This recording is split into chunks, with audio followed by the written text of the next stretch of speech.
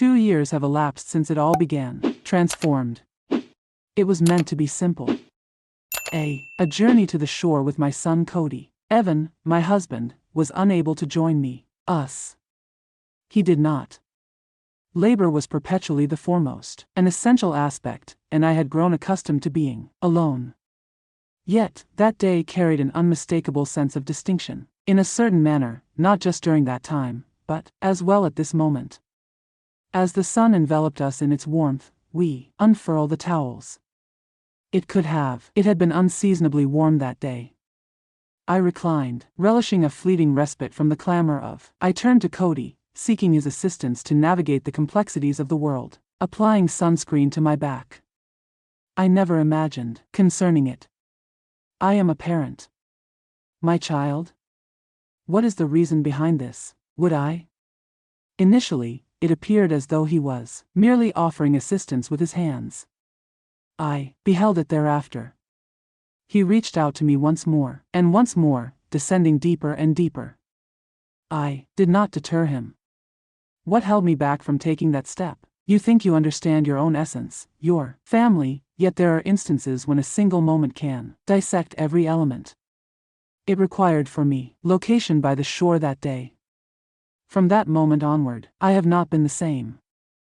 I had been in a union with Evan that has flourished for more than 15 years. Those familiar with us would have shared. We were a perfect fit, a charming abode, delightful children, and a consistent being. It isn't until you find yourself within that you observe the issues. Existing hollow is an absence that eludes sensation, unless you are experiencing it firsthand. The endeavors of Evan, it consumed his thoughts for years on end. Weekends, late nights, and even festive occasions. He accomplished it for our sake. In times past, I found remind myself of his dedication, and dedication was intended to create outcomes more advantageous for our family moving forward.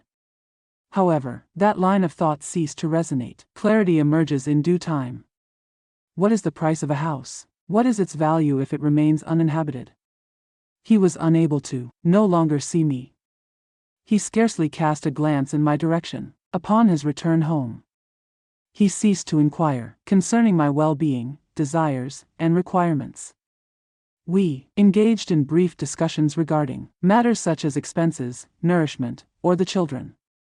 He held a deep affection for Cody and Zoe, Cody's younger sibling. He resembled a specter, yet, even with their presence, it is present, yet somehow absent. I once found myself take a seat opposite him at the table, and I ponder whether he still perceives my presence. I recall that morning unfolded beautifully. Evan dashed out. The door swung open as I stood in the kitchen. He removed his suitcase, pressed a kiss to Zoe's. She glanced at me swiftly, her gaze flickering briefly before returning to her thoughts. I apologize, Julia. I won't be able to attend today. He mentioned that an unexpected matter arose at labor. I chose not to engage in a dispute. I merely inclined my head and swallowed the lump in my throat as if I consistently engage. I reassured myself that everything was all right. Cody and I might venture out on our own. Cody stood, a 16-year-old, slender and tall. He possessed the warm brown eyes of his father, yet a gentler visage. When I informed him that it would simply the two of us, he did not utter abundant. He merely shrugged, with bags in hand, they trailed behind me to the car. He settled into his seat. Seated in the passenger seat, I absorbed the sounds. Melodies played softly, and I gazed out the window as a multitude of teenagers engage in such activities. A smile crept onto my face as I observed him.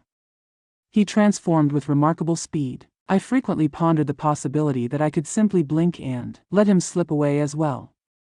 While I navigated the road leading to the beach, my thoughts continually drifted back to Evan, as it frequently did. I recalled the moments we accomplished together. Evenings spent at the cinema, drawn out and immersive. Last-minute walks and trips arranged, moment purely for enjoyment. I pondered the ways in which he would reach for me, how his gaze would, his eyes lit up upon seeing me. Years had passed, ever since I experienced those feelings. I felt nothing, abundant. I found myself utterly exhausted from the absence of being observed. Cody assisted me in transporting our belongings to a serene location beside the water upon our arrival. There, he unfurled the umbrella as I arranged the towels. I simply had to express myself, for some reason, to him. It turned out he was the sole presence in that moment. Perhaps what I truly required was a companion to pay attention. Do you find it pleasant to? Should we venture outdoors? I endeavored to project an air of happiness as I uttered. He swept his hair back and acknowledged with a nod. He replied, "Indeed, Mom. It's quite lovely." As I reclined upon the towel, the warmth enveloped my skin. I accomplished nothing as I endeavor to release the burdens of in recent years, even if just for a brief moment. In that moment, a thought crossed my mind about the sunblock. I rose from my slumber and cast my gaze upon Cody. "Would you be able to assist me in placing this on my back?" I inquired. "I find myself unable to reach it." He paused for a moment to consider before he seized the bottle from my grasp. I reclined. Once more, my back turned to the towel and I attempted to bide my time. He moved with caution and grace, with his initial touch, as if he hadn't desired to inflict pain upon me. It brought a smile to my face, for it evoked memories of the way he grasped my hand intertwined with his tiny fingers as he was younger, allowing us to traverse the avenue. I said to him, "You can press a," somewhat more challenging, yet my voice remained soft. "It's perfectly fine." As he applied the oil to with his shoulders squared and his back straight, he grew increasingly confident of himself as he undertook the task.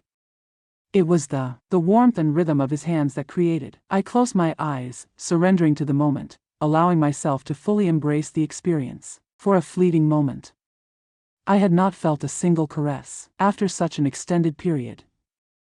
That realization stung deeply, more than I ought to have expressed.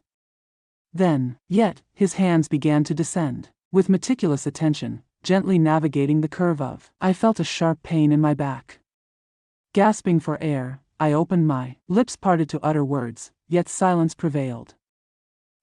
Despite the multitude of thoughts swirling in my mind, I persisted, calm. I reassured myself that all was all right. He was merely lending a hand, and I was not fabricating anything. I was fully aware of my truth. However, once he set the towel aside, his hands lingered for a brief moment, suspended in the air. The precipice. I sensed the presence of both his and my. I allowed him to proceed, despite my own uncertainty. Instead, I uttered words I now wish I could take back. "It's very well. You may also feel free to touch that." The statement lingered in the atmosphere as something perilous. And the moment I expressed it, I was aware that no one else was undertaking it. He remained silent, and Cody chose not to pursue the matter further. Halt.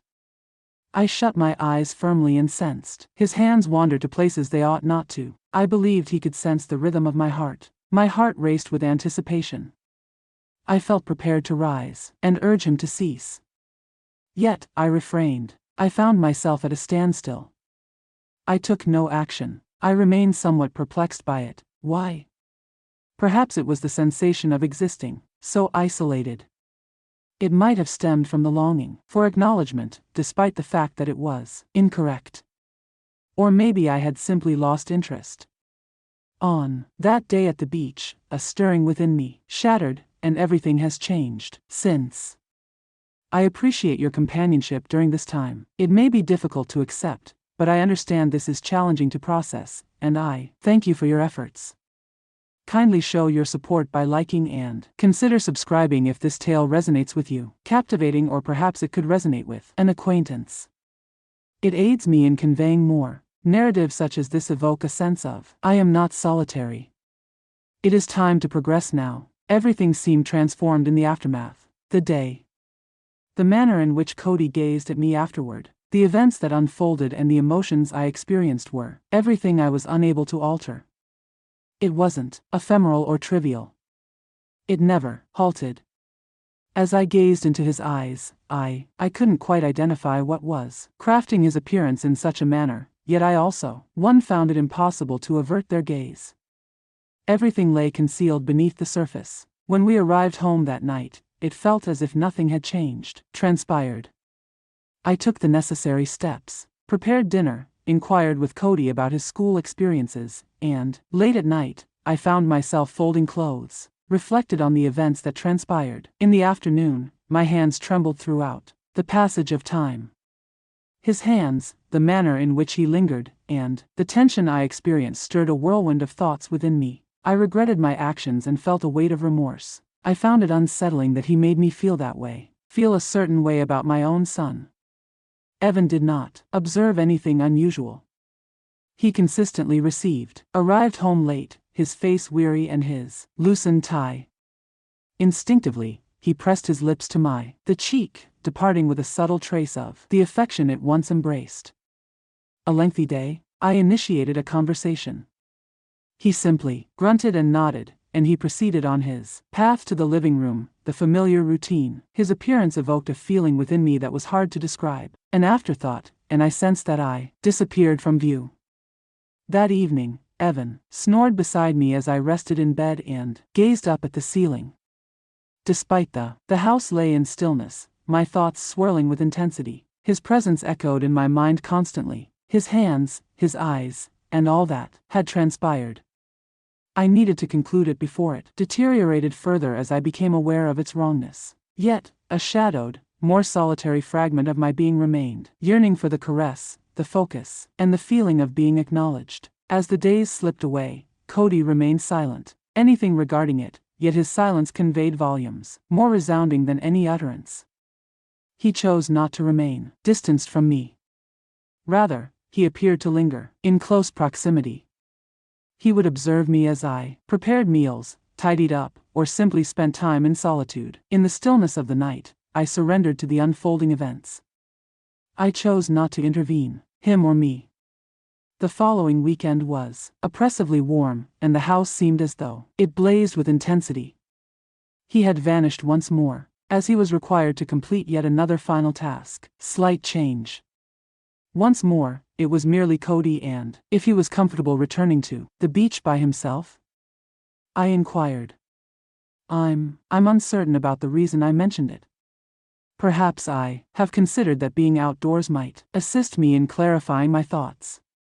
I may possess desire to challenge myself and discover the extent of my abilities. Everything could be cast aside. Silence enveloped the space during the drive.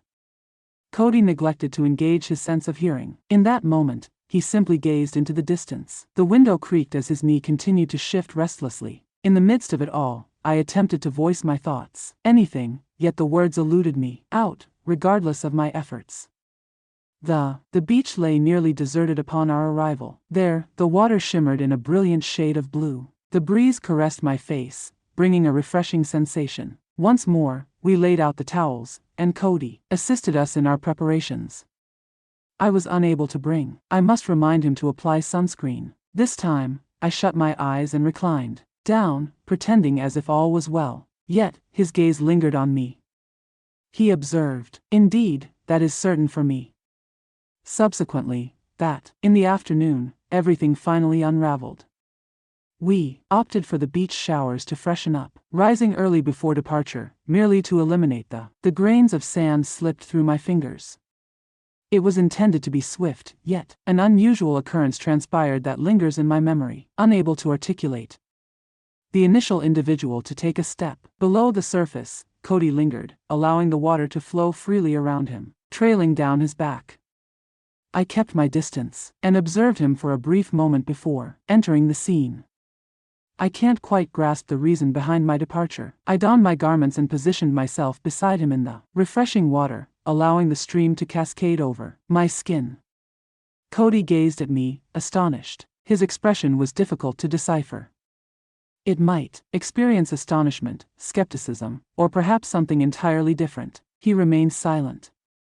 After gazing into his eyes for a fleeting moment, I said to him, "You ought to remove your shorts as well. You must rinse thoroughly." I'm uncertain the reason behind my words. Perhaps I was endeavoring to prove to myself that I existed within the power to halt all progress. Or perhaps I was testing him, or seeking to understand how I do. He hesitated briefly, yet then surrendered and removed his shorts. We stood there alone as the rain descended softly. With a measured tone, I inquired, "Can you assist me?" With my back turned to him? Indeed, he did. As he had done previously, he was meticulous with his touch conveyed an unmistakable clarity that there was. The tension hung in the air. I froze in place as his hands brushed against my waist. The air was dense and the sound of the water muffled out everything else. Perhaps I possessed the strength to bring it to a close. Instead, I reclined against him, seized his hands and lifted them toward my chest. He offered no resistance when what followed is difficult for me to provide a comprehensive explanation. However, I will refrain from doing so. It was a haze of longing, isolation, and an elusive depth that remains nameless. It was neither gentle nor sluggish. It was intense, despairing, and misguided in every. I yearned to halt, yet I found myself unable to do so, had no desire to. Once it concluded, we merely remained still beneath the cascading water that continued to cascade, erasing every remnants that were visible, yet not the truth. He embraced me, cradled me as no one else had in years. I allowed him that. Following that, there was a profound silence between them. After a quiet stroll back to the vehicle, we dried ourselves, gathered our belongings, and departed.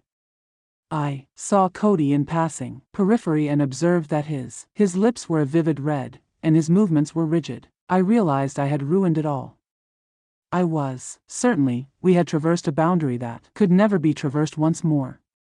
Yet, I experienced a profound sense of vitality that had been absent for years. The journey back in the car commenced, silent.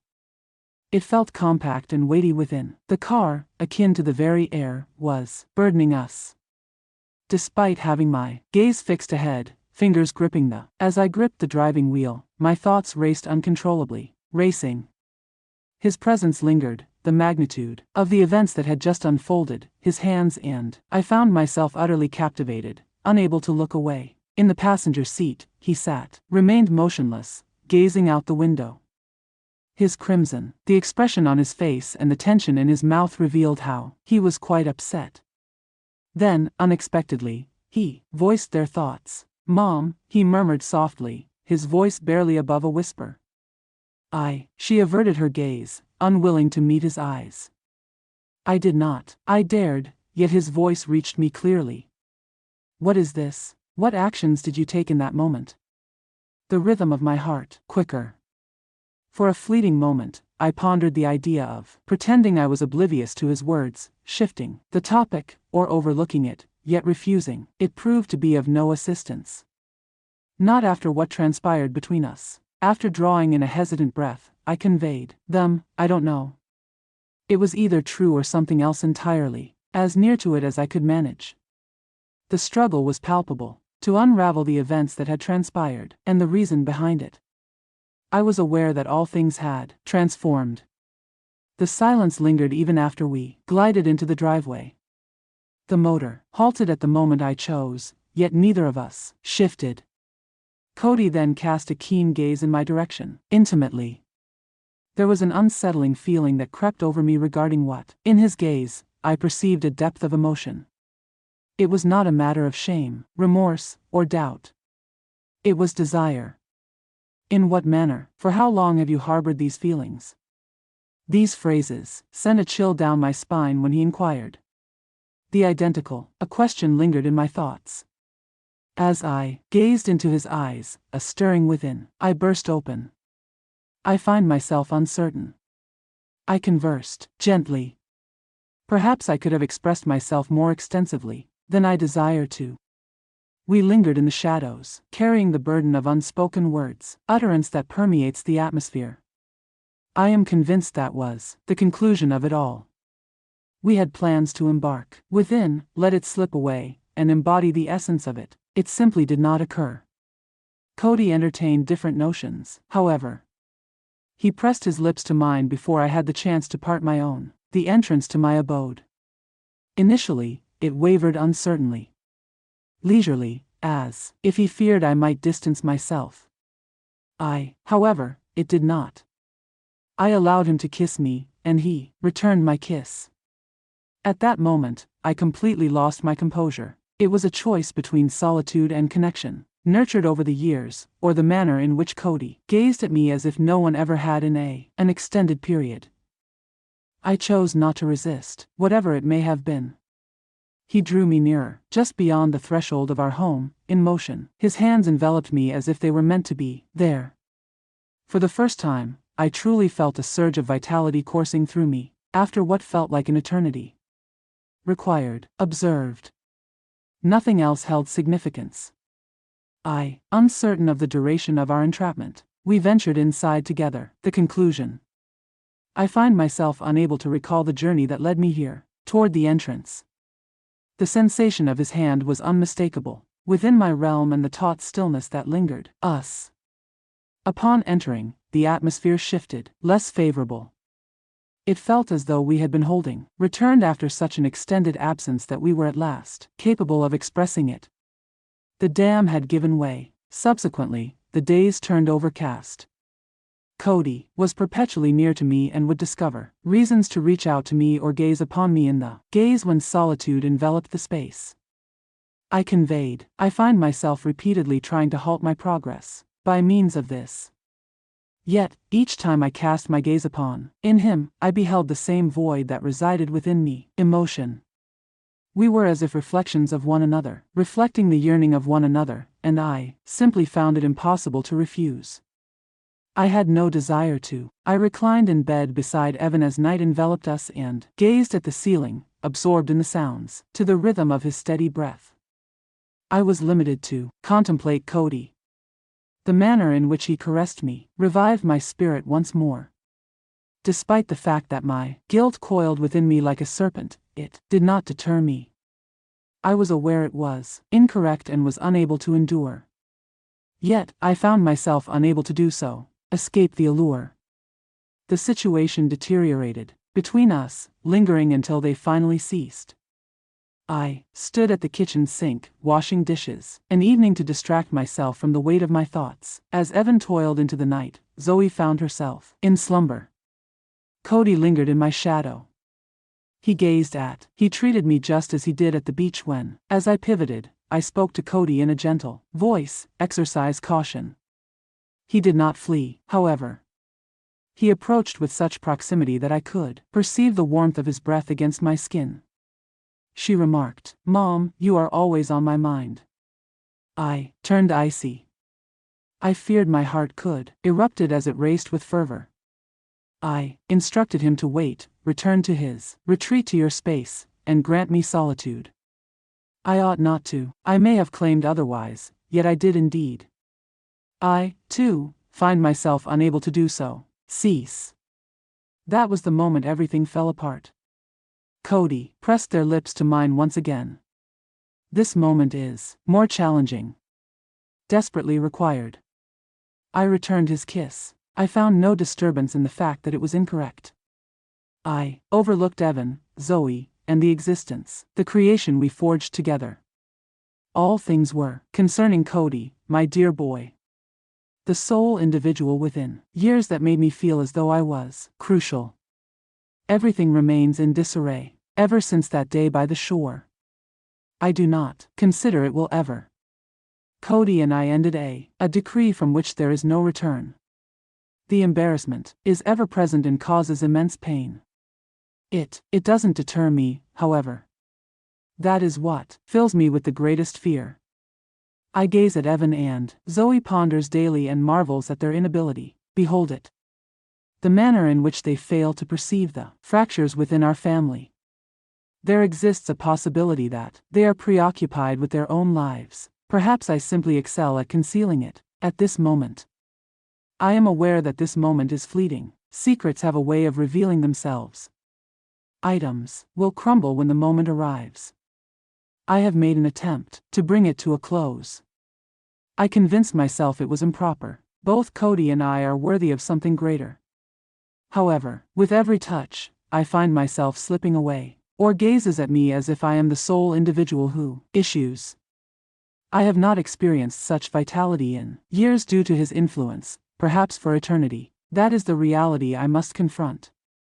This is shattered, and I find myself at a loss for how to mend it. I find myself questioning my ability to accomplish this task. That is the reason I share this tale. I wish that an individual possesses the truth, something I have yet to contemplate. I would greatly appreciate your assistance. Escape this predicament before it becomes too late, tardy. I would love to hear from you if you have any assistance, or if you are aware of someone who has experienced a similar journey. At the very least, consider this a cautionary note. Existing solitude can lead you to destinations you never imagined. Consider what might be achievable. Do not allow it to take throughout your existence as it did in mine. Do not delay until chaos ensues to grasp the situation at hand. It is not possible. Return once you have crossed that threshold. Thank you for listening to me. Do not hesitate to share your concepts. Give this video a thumbs up if it resonated with you. Join us and stay tuned for more updates. I seek to experience as though I am not alone. The absolute worst betrayals are not solely the ones we commit to others. Each one of us engages in these actions, thoughts we keep within,